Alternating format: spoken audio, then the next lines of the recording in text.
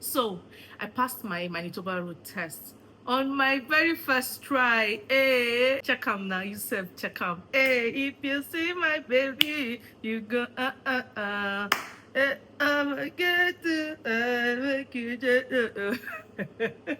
This video is not a play video, it's a serious video. Yeah, jokes apart, I actually really did pass my road test on my first try.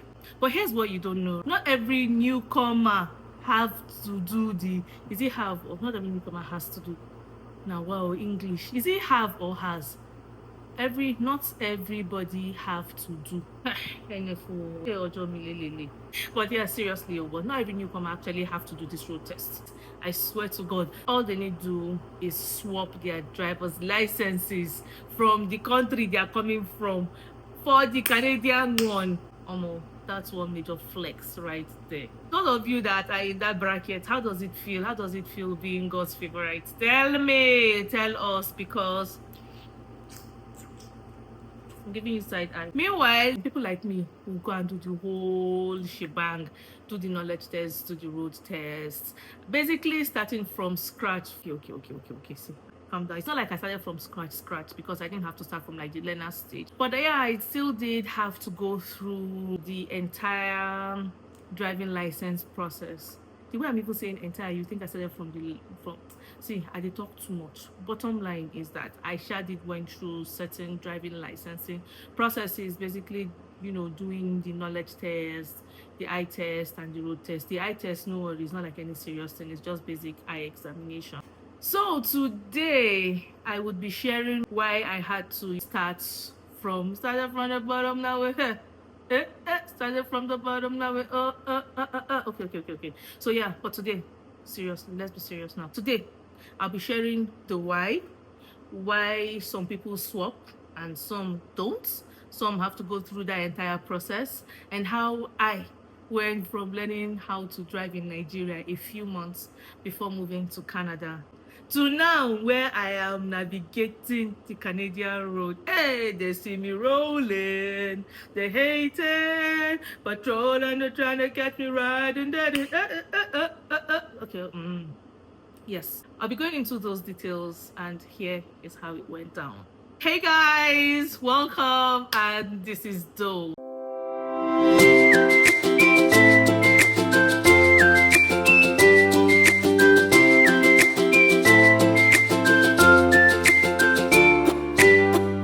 It's so hot.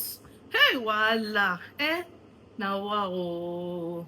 Canada and extreme weather. So when you move to Manitoba, what you need to do depends on the type of license that you have. Does that make sense? No. Or should I say, depends on the country rather that you're coming from. So people with driving licenses from countries like the US, Switzerland, Germany, the UK, just to mention a few, right? For those ones, all they need to do is bring their license, and then they'll do Hausa call it kakara, gashi. So kakara is kakara is trading. Yes. Is it trading? Yes. Is it trade by barter or trading? I'm digressing. See, I hope you guys already know by now that this is my MO. I don't know how sometimes I just divert from what we're talking about and go into something else. But yes, they basically do kakara. They'll come with their license, come with the UK driving license, give it to, or the Australian driving license, and then give it to the bodies in charge of managing licenses and all. And then those ones will now say, oh yeah, give me. Okay, take our own. Shiki now. Kai. I'm not jealous. I'm not jealous at all.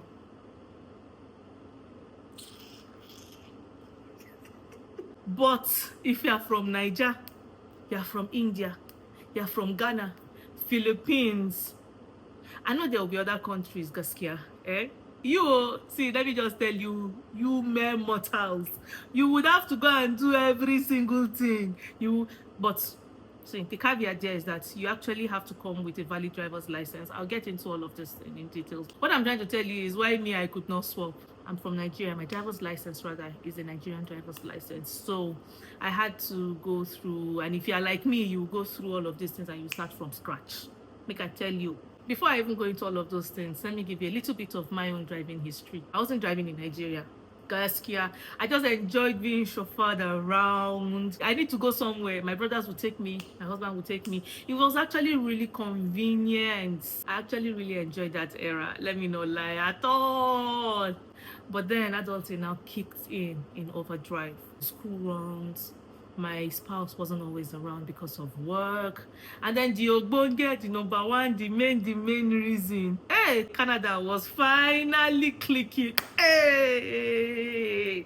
At that point, see, I knew that I actually had to learn how to drive.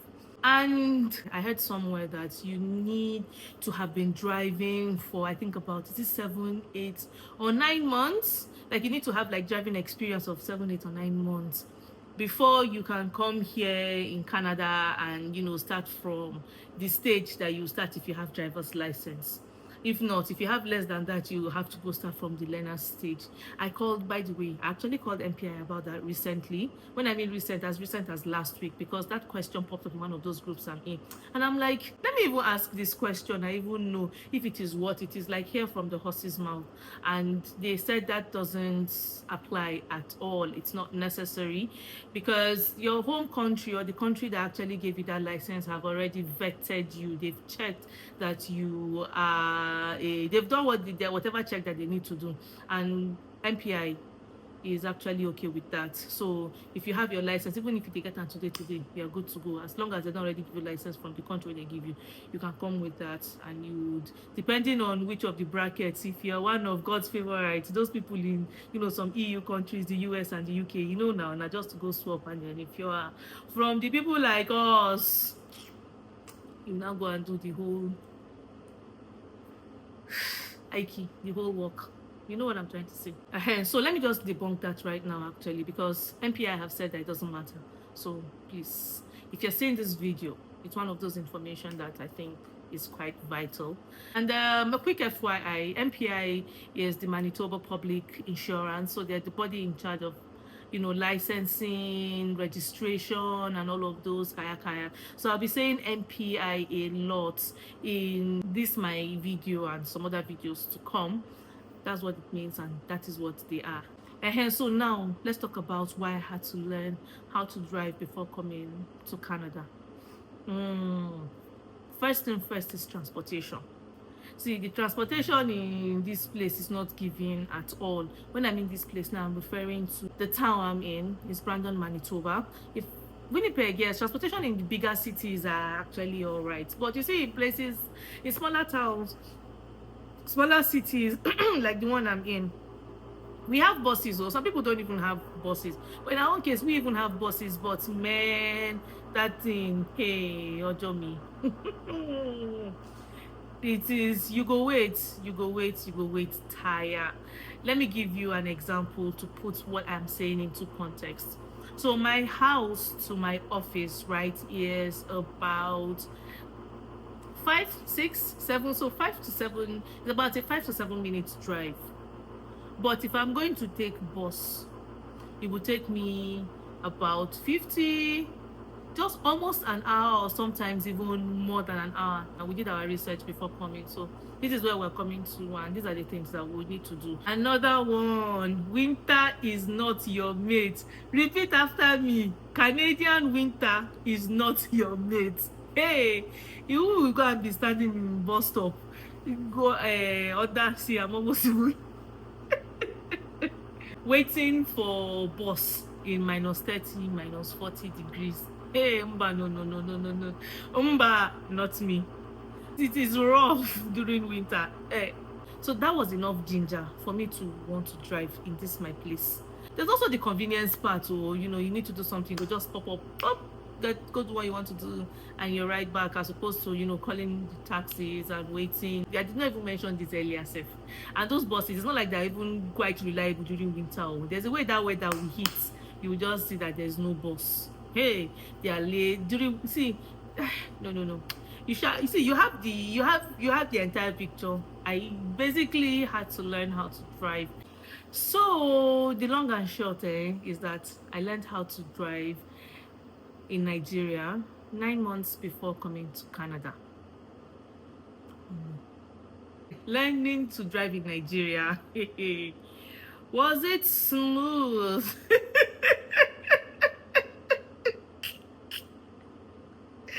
Let me tell you why I'm laughing. Let me tell you something. Let me tell you why I'm laughing. I swear, I just remembered one time in Nigeria when my husband took me out for a drive to see, how strong my hand was. Mind you, my brothers had been teaching me how to drive. They'd be taking me out, taking me out. So the guy wanted to, let me even see how this one is, and took me to. We now went to, what's that place? Taco Market. My Abuja people in the house, you know where I'm talking about. You know how busy that Otako Market Road is. And then you know that T junction, that one that is just directly opposite the market, that place. It was now when we entered that place and saw that, man, the going was not going. No, he now said, okay, let's just turn and just go back home. Bruh, that let's just turn. Idea wahala kasala burst. That was how I just hooked for the middle of the road. Guy, my spirit left my body because the honk that were going everywhere, beep, beep, beep, beep, beep, beep, beep. Hey, no razana. Razana means my brain scattered, my head scattered. Hey, no razana. So he helped me navigate out of that place, and then we went back home. I feel like that experience was also like a major push for him to actually start looking for a, what is to call them again, driving school, so I could learn how to drive. So I was also on leave around that period, and it was just quite convenient. We got one, and I started learning how to drive. I can never forget that day. And then gradually, my confidence started building. In fact, let me even just plug in some videos from that my driving school days, so you see. What a time. Okay, so this is me going to learn how to drive. Wish me luck, yeah? Peace out. The driving car. I think that's it over there. My first driving lesson. I hope there's AC in this car, because man, the way guys be sweating. Here we go. Time to go driving. We're making progress. Woo woo. Listen. See, let me tell you, because you're a very good driver in Nigeria, will be the exact reason why you failed your road test in Canada. If you don't adjust and you don't practice, that our Niger road, our Agberuness is too much. In this place, it is the opposite. So what did I say? Because I've seen plenty people who are seen in groups, and people one-on-one, people will be saying, oh, I've been driving for over 10 years, I've been driving for 20 years, I've been driving for this in Nigeria, so it's easy now, just go and do the test. Okay, go and do it. You come and tell us your stories. I know some of you are in that particular bracket. So if you are, what were your experiences? Can you put it in the comments below so that we'll see? We're not laughing at you. We're just learning. It's a learning point. Forget, see, I'm always... Oh yeah, sorry, I'm actually laughing a little bit, but we don't know. We didn't know better. But seriously though, because you're a very good driver in Nigeria, is why you would fail your driving lessons in Canada. Take it from me. Nigeria roads are survival of the fittest. See, you just be dodging potholes anyhow. Or wait. It's not as if there are no potholes here, or there are. We actually have potholes in some places, but it's not as bad as Nigeria road. Or are we talking about the keke napeps, the buses, the downfalls, and everybody on the road that is just doing like mad people? Behaving like mad people, honking all the time. Let me even tell you people something, sir. I can't even remember the last time I actually heard car honk. Let's see. This is not counting when I was doing my road test, because during the road test they'll do like some car checks now, and one of those things is to press your horn to see that it is working. I'm not counting that one at all. But for road, but we know ourselves. We know how we are. I recently did a reel, right? And about, if you're driving well in Nigeria and it's not, because you're driving well at home doesn't mean that you pass. In fact, that's exactly why you would fail your test here. And somebody replied in the comments and said that even in India too. So maybe there's a pattern there. We are now seeing the reason why they're saying we should go and do all of those road tests and stuff, right? In fact, even in that our Nigeria again, we don't used to respect car lanes. You will see lane for maybe a 3-lane kini, it will turn to 5. Ah God, my life in Lagos. Why yo Allah? Shh, take it out. Shh. Zone back in, zone back in. Forget Lagos, forget Lagos, forget Lagos. Ah! Or is it not obeying traffic lights? We know we used to do it. You just, and everybody will just pile in the middle of the road. Why? But why? Meanwhile, in Canada, you must obey every single rule. You see, what thing they call that thing? Speed limit. You must obey it. The road signs. You see the stop sign, the yield, every single thing have a particular use. You must obey every single one. Kai! But seriously though, our agbero-ness in Nigeria is too much. Why you? So Manitoba driving license 101. Let me give you guys a quick crash course. But first thing that you need to know is, if you're coming into the country with a valid driver's license, you can use that license irrespective of where you're coming from. You can use that, or irrespective of the country that issued you that driver's license, you can use that license to drive in Canada for up to 3 months. Then you have to now, align with the processes and all of that. We did it. In fact, from when we even came safe, we went and we rented a vehicle, because if you had seen my previous videos, you know that we went to different places before we finally came here. And we needed to have like mobility, and we used our license to drive for that 3-month period. Then another thing again that I've seen being asked a lot in groups is, if for Manitoba you need the driving extract. We do not need that, or you don't need that in Manitoba. You just need to come with your valid driver's license. If you have driver's license and you forgot it at home, or you're for you. When I mean at home, back in Nigeria, or you're for you. If you don't have driver's license, or you have but it is expired, you fall into that same bracket. You just need to have a valid driver's license. Then another thing again is, you also don't need international driving license. Your Nigeria driver's license is enough for you to come here and work with. I'm speaking for Manitoba right now, because I know from other provinces, I spoke about driving extract earlier. Some other provinces actually do require driving extract, but Manitoba does not at all. So we're talking about the crash course, right? Okay, so Manitoba has like 6, Manitoba has 6 classes of driver's licenses. They're numbered 1 to 6 depending on the type of vehicle. All of those things have their own requirements. I'll put the link up here somewhere so you can read more on that, and also in the description, so you can easily just click and take it. You can easily just click and get the information that you need. And what we are interested in, what I am going to be talking about right now, is the class 5 license, which is what most newcomers go for. Now within the class 5, we have like different levels. There's the class 5F, there's the class 5A, there's the 5I, there's the 5L. Let me quickly and sharply tell you what all of these are, starting with the number 1, the class 5F. This one is what we all want. That's the goal. It's the main, the cocoa, the actual one that we want. That's your full driving license. With that, you are okay. But to get here, there are certain requirements that have to be fulfilled. Now, depending on where you're coming from, the requirements will vary, or the extent to which you'll be going in to fulfill those requirements will be different. Now remember again, I don't think I mentioned this earlier. I think I have. But all of this swapping that we're talking about, or even at some point you would actually swap the license that you came into for the Canadian one, even if you are coming from Nigeria. After going through all of these processes, I would explain that also in a bit. But one thing remains constant. The constant case that this the driving license, I mean the driver's license that you actually possess has to be valid. If it's not valid, will work. Then next is the class 5A.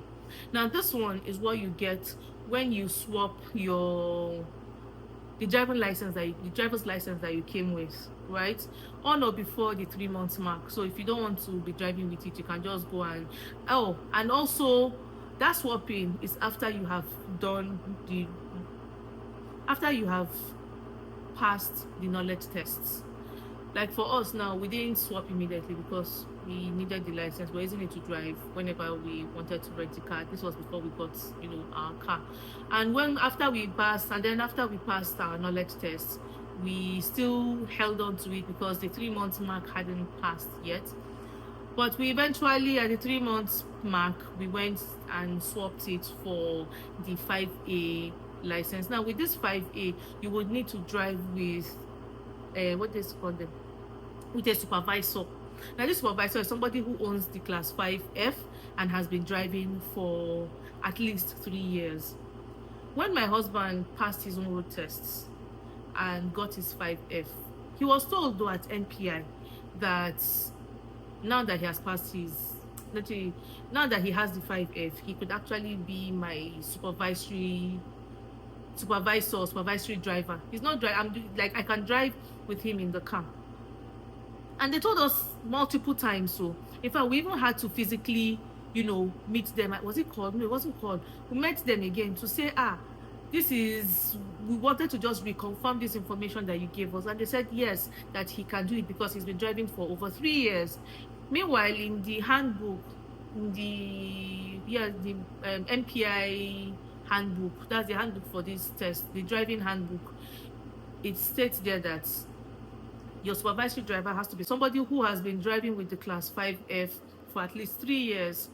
Bottom line is, while this is the information that they gave us from the horse's mouth more than once, the handbook is saying something else. So as they are taking this information from me, please do your own double check again, call them, meet them, ask them, in case you want to actually go that route, so that you know go enter wahala. Then they will not come and say it's those of Harley Quinn that gave you wrong information. This is the information. Remember, I'm also narrating my own experiences, and this is what we were told and how it happened for us. Okay, so the next one is the class 5L. This one is the learner license. Basically, for the 5L, this is where you would start from if you do not possess a valid driver's license. So, or you possess it, but it is not with you, like you did not go and swap your valid driver's license from, back home. You have people who forgot their licenses, or their licenses were not ready and they had to leave and all of that. If you cannot get it sent to you, you don't have it around you, you're starting from learners. And for the learning stage, you will use that 5L for, is it 6 months? It's not 6 months. You'll be driving with that 5L for 9 months. You must have a supervisory driver. There are other requirements. Please, that handbook that I'm going to, the link to the handbook, the link to NPI site, I'm going to put it there for you guys, so that you can actually read more on this and get more details. Remember, it's a crash course, so I'm just summarizing it. So as usual, you need a supervisory driver, and then you have to pass the road test to move to 5I. So now let's enter 5I. 5I is the intermediary one. For this one, you will still need you'll be on this intermediary one for, I think, 18 months. No, it's not 18. It's not 18. Some of you are already shouting, 18. It's not 18, it's 15. But what's the difference between 18 and 15? So you have to be on that intermediary for like 15 months. In addition to its other requirements, as usual, like I always say, go and just read more on that. So what's the aim of this skinny? It's what I'm trying to tell you is get your driving license before you come. Let it be valid. Let it not expire within your 3 months period here, the period that you go and swap, because you don't want stories that touch. We don't want that, do we? So like I mentioned earlier, right, you have some countries who have this license exchange agreements with Canada. What that means is that they will just come and swap, which is what I've been talking about since I've just been yapping on about. So if you are from, or rather, if you hold driving license from countries like the US, UK. I don't think Northern Ireland is part of it, sha. Confirm if your license is from that place before you come and you're coming to this place. Switzerland, Germany, South Korea, and some EU countries. If you're in that bracket, see, if you are coming, you know what to do. Go and do your research. At least this information gives you enough to work with. But bottom line is they have like that particular agreement, and that is why they just do that swap. And if you think about it, for you to have the driving license from those particular places, you would have gone through their own driving test. But what Canada is also telling us is that those of us coming from the other countries that cannot do a direct swap, they don't trust our driving. And I don't blame them. Okay, so let me speak about a few things that shocked me in this place, with this driving, or with respect to driving. The stop sign. Like, there's this 3-second rule. So when you're at the stop sign, your own is not just to just sit down and just stop. So there's that 3 second. You just stay 3 seconds, you go look, and then you move. Except if it's not safe to do so. Don't just go and just lounge there and just be chilling when there's space for you to move. Another thing is turning on red lights. So that's when you're turning right in some places. In fact, if you cannot turn right on the red light, you will see the sign there that will tell you do not turn right on red. Quite surprising. Another one is you can fail for being too cautious. So you look like say you dey hesitate, they go fail you, because now you get road, everybody's obeying the rules. In fact, it's one of the things that actually disturbs my spouse, because he has this, in Nigeria, you're always guiding. In Nigeria, they will tell you that you're driving for 4 people. As you're driving like that, you're driving for 4 people. You're driving for the person in front of you, behind you, your left, your right, and then your left. In Canada, you're driving for yourself, because every road has signs. So if you are going on a road and you don't see any stop sign, it means that you get road, just they go. It means that any road that is leading to that particular road definitely has a stop sign. So people on that stop sign will definitely stop to look to see if they can pass. If you are now going slow, you are giving person way. Another one is how when you are, I wanted to say trafficating, but they say na wrong English. So when you're indicating to turn right or to turn left, people behind you will now slow down and give you way to pass. Hey. What? In Nigeria, say who? The moment you don't trafficate, say you want turn right or you want turn right, that's why the person behind you just that person will just they'll just go. It's quite surprising how there's sanity on the roads in this place. It doesn't mean that accidents don't happen. It's also because of a lot of these things that when accidents happen, it can be quite ghastly, because imagine running a stop sign and entering the road. The person that is on the other side will just be going phew, no go even send, because he gets right of way. Meanwhile, the person will run stop sign will just go enter, and then major tush, scatter alikiai. It never happen, God forbid. But yeah, those are just a few of the things that have shocked me in this place. I'm not going to go into details into all of that, because I have other videos where I would dive deep into this. After doing all our research and I knew what the deal was, I immediately got my Manitoba handbook, the driving handbook. I've referenced it a lot during this conversation. And then booked my knowledge test and aced it. See, it's not even that deep, let's be honest. The test, that what they are testing you is basically in the handbook, and you also have like quizzes online on the MPI site where you could do like practice. Then okay, so what did I even say, Seth? I said I got the handbook and started studying. I booked my knowledge test and aced it. Like I mentioned, it's not that deep. The information is not just common sense, and it is every information there. You're basically being tested on what's in the handbook. Then I got my 5A license and then started driving to boost confidence when my road test was near. So those are the things that I did immediately. I knew what, when I knew what I had to do, I did what it is that I had to do. I know that it can be quite scary at the beginning, especially when you're coming from places where people don't really obey like the traffic rules. It can be a little bit daunting. Just take it step by step and don't pressure yourself. You will get there. You will get it. In my next video, I will break down the entire process step by step. Every single thing that you need to do, every single thing that I did. I also share how long this thing took me and how much every single thing costs. So if you're planning your Canadian driving journey, or you just want to see what this entire process is like, just sit back, relax, because I am going to take you guys through the entirety of this journey.